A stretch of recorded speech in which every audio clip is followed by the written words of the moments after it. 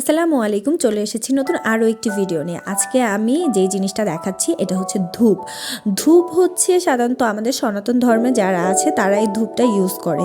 এগুলো হচ্ছে নারকেলের যেই উপরের যেই খোলসটা থাকে, নারকেলের সোবা বলে, আমি জানি না অন্য কোন অঞ্চলে কি বলে।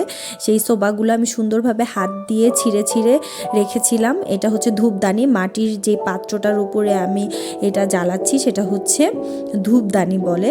তো সুন্দরভাবে আমি নারিকেলের যেই ছোবাটা আছে সেই অংশটা হচ্ছে আমি আগুন দিয়ে জ্বালিয়ে দিচ্ছি। তো জ্বালিয়ে দেওয়ার পরে বারবার আগুনটা নিভে যাচ্ছে। তো ভেতরে যখন এটা আমি দিয়ে দিব তখন ওই ছোবাগুলো আস্তে আস্তে জ্বলতে থাকবে একটা একটা করে। তখন যখন আগুন একটু একটু করে প্রত্যেকটা ছোবা একটু একটু করে জ্বলতে থাকবে তখন হচ্ছে আমি ধূপগুলো দিয়ে দিব।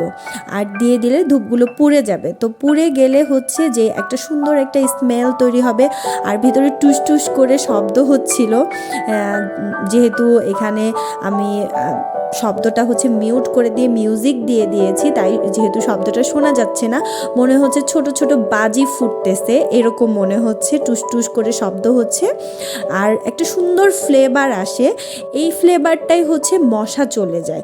মশা যাওয়ার জন্য ধূপটা খুবই কার্যকারী এবং স্বাস্থ্যের জন্য ভালো। আমাদের মশার কয়েল যেগুলো আমরা ধরিয়ে থাকি সাধারণত এটা আমাদের স্বাস্থ্যের জন্য খুবই ক্ষতিকারক এবং শ্বাস প্রশ্বাসের সাথে আমাদের শরীরের ভেতরে যায়, যা আমাদের জন্য একদমই ভালো না।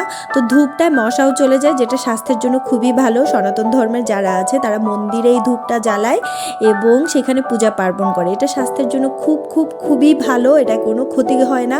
আপনারা চাইলে মশা তাড়ানোর জন্য এই ধূপটা ইউজ করতে পারেন। তো এটা খুবই কার্যকারী এবং খুবই ভালো।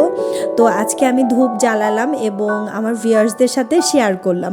আর যারা সনাতন ধর্মের তারা তো অবশ্যই এটা জানে, এটার উপরে উপকারিতা সব কিছুই জানে। তারা মন্দিরে জ্বালায়, বাসায় সন্ধ্যা বাতি দেয়, সব কিছুতে জানে।